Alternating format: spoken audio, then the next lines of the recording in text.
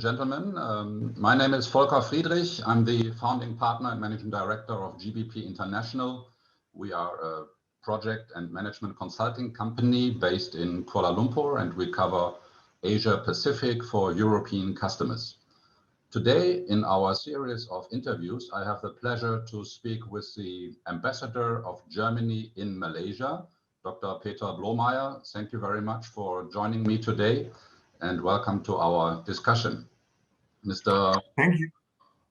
Mr. Blomeyer, I was researching your curriculum vitae, and I found it very interesting that your first post was actually in Japan after you joined the Foreign Office. And so somehow it's a closing circle going back to Asia. And in between, I read you have been in African countries, but also back in Germany every now and then.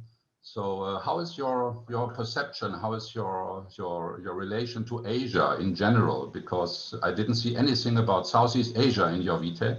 So what made you choose Malaysia as your new destination? Well, thank you very much for inviting me here. I'm very happy to be here with you here. I have seen some of the interviews you have conducted here, so I'm happy to contribute to this. Yes, Malaysia actually was the #1 on my application list for the Foreign Office, and I was very satisfied to be sent here. The reason is that in my perception, Malaysia is a country distinguished by its diversity. This is true for nature. As you know, for instance, the north of Borneo is one of the 5 mega centers of biodiversity on our planet. But it is also true for peoples, for religions, for cultures, and even for the political system. And Malaysia was, from her early days, exposed to influences from countries outside, from India, starting with India, then when it was China, it was the Islamic world. Also in colonial times, it was Europe. And still it has also preserved some own distinctive futures, and I'm just fascinated by this diversity, and also, of course, by Malaysia's exotic and somewhat mysterious appeal: the tropical climate and nature, plants and animals, smells and sounds, kitchen and clothes. And yeah, that was the reason why I applied for this country. And it is, if I may add this, it is also quite different from Japan, my first Asian posting, now I'm up to exploring what are the features of Malaysia and what are the differences also to Japan. Yeah, well, I can only congratulate you, and I enjoy and I like Malaysia now for more than 20 years, personally as well as in business, and I can only underwrite what you have said. It's a fascinating country. From a German perspective, I would say it's one of the hidden gems of Southeast Asia. And if you speak in Germany with German people, there are hardly any people who know about Malaysia. People know Thailand and Singapore, but Malaysia has a little bit, I feel, a PR issue, a perception issue. You only read about Malaysia if there's any bad news happening every now and then. And I think it's very timely that there is a new drive, a new force with you leading the embassy to bring Malaysia into the news in a positive way. And there are so many interesting things happening in Malaysia. So yeah, thank you. I very much agree with this. I think that the knowledge in Germany of Malaysia is limited, and it is indeed connected to things like the perception of Israel in Malaysia. That is one feature, or another feature is the LGBTI issue. But this is in a strange contrast also to people like you who have known Malaysia for a long time. Also the Germans I meet here in the country who have known Malaysia for a long time, they appreciate the country and all the positive aspects which should be made better known in Germany. But vice versa, it's also the knowledge in Malaysia about Germany is also limited. Now they admire our cars or technique and or industry, and but the whole colorful picture of Germany, I think, is not very present here too. And it's of course our job in the embassy to convey this in both directions. Very true. I mean, the most Malaysians know is the Oktoberfest and the Mercedes car, and in the early days, Michael Schumacher and Franz Beckenbauer, and then you have a big gap, you know. But let's talk about the present situation in Malaysia, but also in the region. Malaysia, everybody knows, or hopefully knows, that is part of the ASEAN group, the 10 Southeast Asian nations, which are often compared to the European Union as a trading bloc, as a political union. And the ASEAN countries have been in a bit of struggle, you know, in terms of how open are they going to be, how democratic they want to be, trade issues, customs and tariffs issues. Now we have the conflict in Myanmar, which is hot on the agenda, and the countries and the leaderships are struggling basically whether they want to condemn it and openly say, look, this is not the right thing to do, or whether they say, like China does, look, this is an internal affair, we are not mixing up with it. Can you make a statement about the state of affairs now of ASEAN and how Germany is looking at the ASEAN Union? Mm-hmm. Yes, well, I think we first need to see that ASEAN member states have quite diverse political systems. There are republics, there are monarchies, one-party systems, systems with military predominance. Malaysia is a democracy and as such a frontrunner of the values spelled out in the ASEAN Charter of democracy, rule of law, human rights. And I think Malaysia pretty much lived up to these values when confronted with a military coup in Myanmar. When that happened, quickly the principle of non-intervention, which is also enshrined in the ASEAN Charter, was juxtaposed to the principles of democracy and rule of law.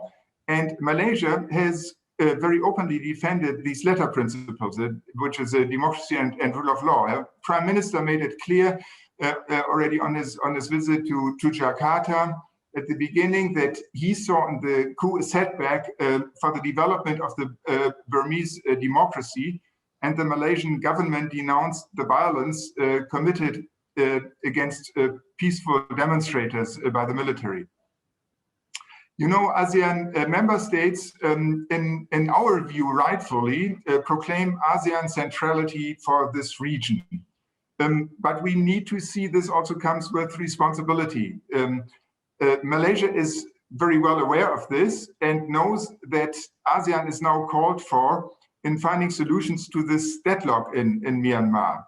And ASEAN is challenged to prove her ability to solve conflicts in her own ranks within her member states.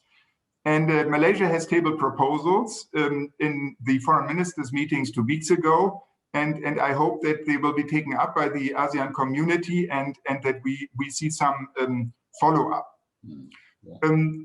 Maybe I can just add one more point, which has, I cannot conceal it, has also resulted in some disappointment.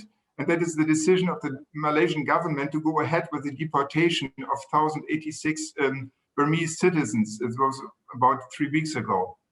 And we believe that it was not the right time to send these people back home, as this could be also regarded as a form of cooperation with the military regime of Myanmar and as a first step back to normal. And there shouldn't be a back to normal right now. At least UNHCR should have been granted access to the persons involved as to ensure that no vulnerable people or people possibly exposed to prosecution in Myanmar would be deported. But all in all, I think that Malaysia has played a very positive role in this conflict. Yeah, I agree. I mean, Malaysia is a balancing factor within ASEAN and with all the different directions of, let's say, political maneuvering, Malaysia always has been regarded as a very balanced system. And let's hope that we can all see a solution in the next couple of months, hopefully. I'm not so optimistic, to be honest. I've been to Myanmar a few times, and I think it will stay for a while until we see any kind of real democratic move there. But let's say change subjects. We will not change Myanmar today in our interview, but I thank you very much for your open and critical remarks. Let's look at the, let's say, the German-Malaysian and German-ASEAN relations. And we know that Southeast Asia is not the big attraction to German industry. If you talk about Asia, everybody says China, China, China. But now we see a little bit of, I call it rebalancing, because China is getting more costly. We have seen the regional comprehensive economic partnership agreement recently. So we see some companies looking more favorable to ASEAN compared to China. What is your view on that one? Did you receive any visitors, or did you see announcement of new investments coming into Malaysia stroke ASEAN? And what is your feeling about the German industry, particularly the small and medium-sized companies? Obviously, we have the big players like Siemens, BASF in Malaysia for decades, if not centuries. But I always see that the governments want to push the Mittelstand more towards Asia, and that is an uphill climb. I can tell you that from my experience. Yeah. Well, unfortunately, I cannot yet receive visitors because there is a very limited access to Malaysia at the moment. And you yourself couldn't come and meet me personally up to now, so I still have to wait for that. I think that we now all live in a time where companies are realigning and setting up new supply chains, where they are considering where to go with their investments, and Malaysia is quite aware of it. We have in Malaysia more than 700 German companies operating, and Germany is the #1 trading partner of Malaysia within the European Union. Vice versa, Malaysia is neck and neck with Vietnam and Singapore, one has to say, Germany's most important trading partner within ASEAN. German companies usually, when they are here, they engage substantially with investments, but also by generating employment and vocational training in Malaysia, which is very much appreciated. So our economic relations are, one can say, excellent. Having said that, we cannot deny that there are some clouds at the horizon. This is true for the macroeconomic level, but also for the nitty-gritty of companies. FDI in Malaysia has decreased, and this has been the case already before the pandemic. Malaysia's economic performance has also decreased, stronger than was expected last year by 5.6%. And then of course, revenue went down also. The revenue expectations for this year seem a bit high to us, and we see also government spending has increased, so we do not know where we are heading on microeconomic level. Then another factor which is worrying is the political stability. That was once, until shortly, one can say, an asset of Malaysia. But it is viewed critically now also by companies, last not least, because there is now this state of emergency. It's a health emergency, but still it's an emergency. And then there's a number of dysfunctionalities. You know, it's the dependence of the state on revenues from oil and gas. It's corruption, it's government-linked companies suffocating private companies, it's the Bumiputra policy. And then on the small level German companies, they complain about red tape, about difficulties to find sufficient workforce, about continuous limitations of the presence of managers in the office. I think there are only 1/3 is allowed to be in the office at one time because of the pandemic. So there are a number of problems which they are facing, and yes. But then you also need to see there are also some positive elements. And in our view, in the view of our embassy, Malaysia continues to be, despite all these clouds, continues to be a good investment location. It is committed to free trade and a rule-based international order, which is not true for all countries in the region. Then it is strategically excellent located in the growth market Southeast Asia. It has a good infrastructure. Much of the labor force is well educated and commands English. And also important, Malaysia, for instance, allows foreign companies to acquire real estate. But I think the most important factor is the overall environment, which is friendly to companies. And this is the impression which I have gained in my first contacts to ministers. Ministers and high-ranking officials, they listen to us. They listen to the concerns of our companies. They are also willing to change decisions they have already taken if they see that this is not the right way. I could give you examples for that. And they are aware also of the need in this specific situation after the pandemic to attract foreign companies. So after all, I'm still optimistic for Malaysia, and they have also succeeded in attracting some business from China. Yeah. Yeah, I can't agree more with you, and you really have given, let's say, the Malaysia investment speech, so to say. We all know let's say, the positives of Malaysia, and we have seen dozens of companies coming in the last 20 years. And I personally don't know any company which has invested in Malaysia, which after, let's say, 3-5 years has said, no, that was not the right decision. I pack my bags and I go home, or I go to another company. All the companies who have started, they are more or less successful, and they reinvest and they expand their production. So yes, Malaysia is a good place to invest. But the COVID scenario we have now, I think, like in any other countries, look at Germany, is like a catalyst, and all the hidden problems, so to say, under the surface, they really pop up now. And you have named a few already. And I think it's a wake-up call also for the Malaysian institutions in general, that they have to be more flexible, more investor-friendly, adjust and change some of the settings the companies are facing. And I'm sure you, with your team at the embassy and all the other players in supporting investments in Malaysia, are there to help and support and guide companies who are calling on you. So yeah, that's you just gave a job description of our embassy. We try to support our German companies whenever they need help. We are there for them, and when it comes to when they encounter difficulties with Malaysian authorities, be it with customs or with other legal issues. We also support them in their bids and tenders, which is important. We flank them politically. So yes, we try to foster economic relations and to ease the way of our companies here.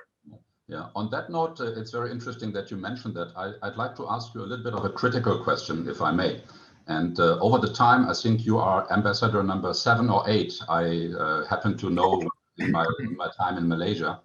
And the embassy is always telling that kind of story, how they are happy to help, and they do, no question.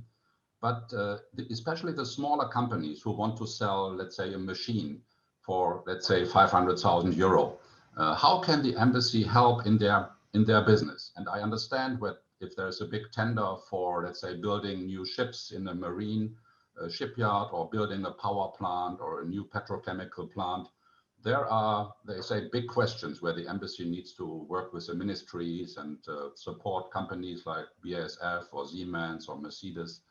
But if you have the small Mittelständler, so to say, the family company who wants to sell a machine or who wants to invest let's say 100,000 euro in a joint venture.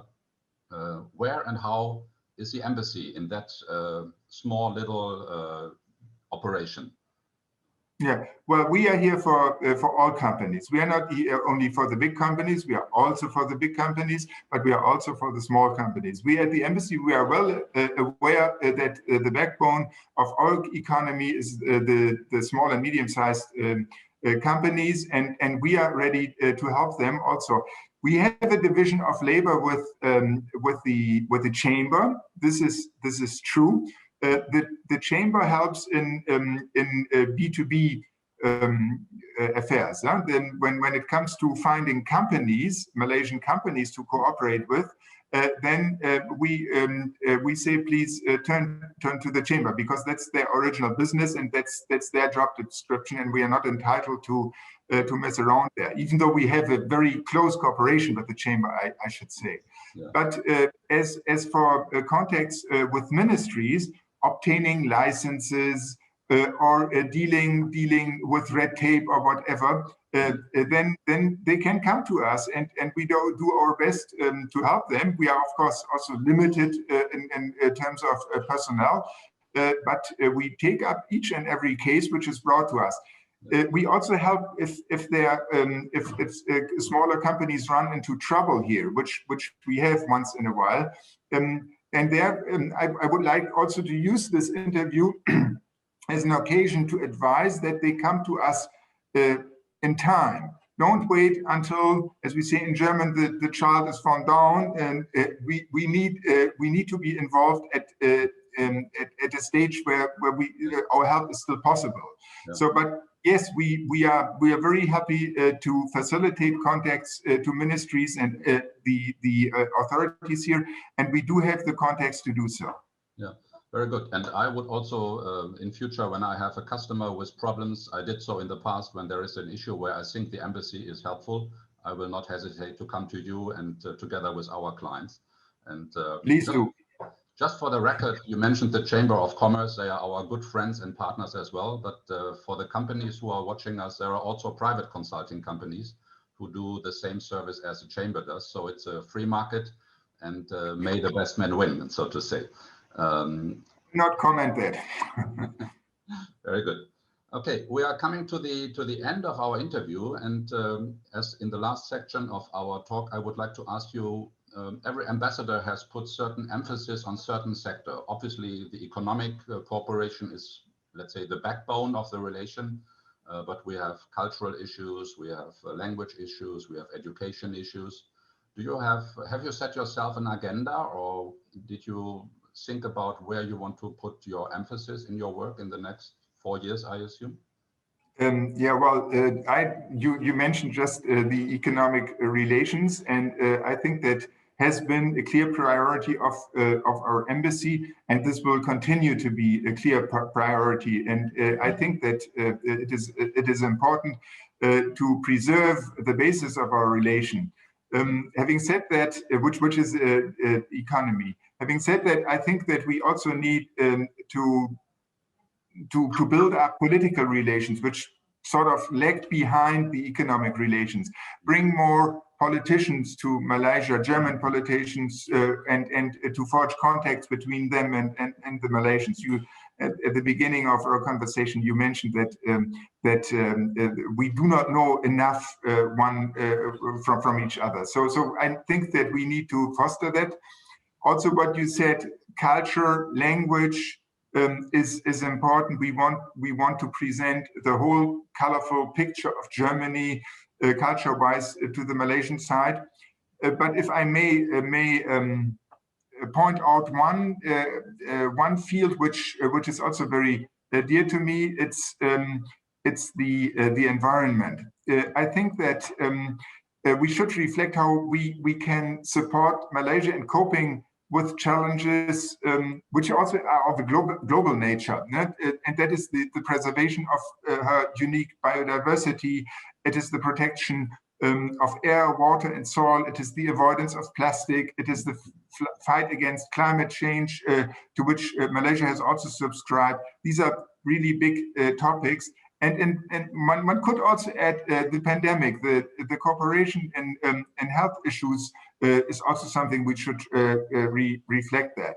And if I say what is our job, it is to identify these tasks and to bring together the actors on all these fields on both sides. Yeah.